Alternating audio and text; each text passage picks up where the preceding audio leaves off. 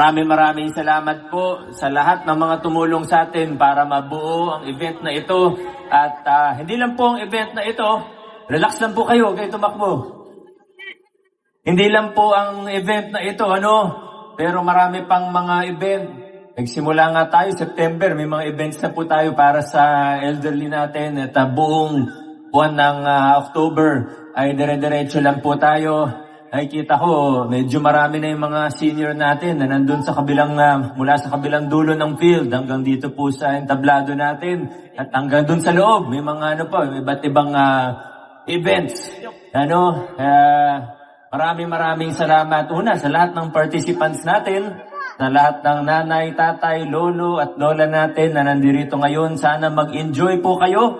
Pero kailangan ko rin siyempre pasalamatan ng ating Office of Senior Citizen Affairs. Nakikita ko si Sir Blue ay nandyan. Si Sir Blue parang bumata ulit. Talagang malakas at masigla. Ang high energy po tayo ngayon. Kasama ng mga staff ng OSCA.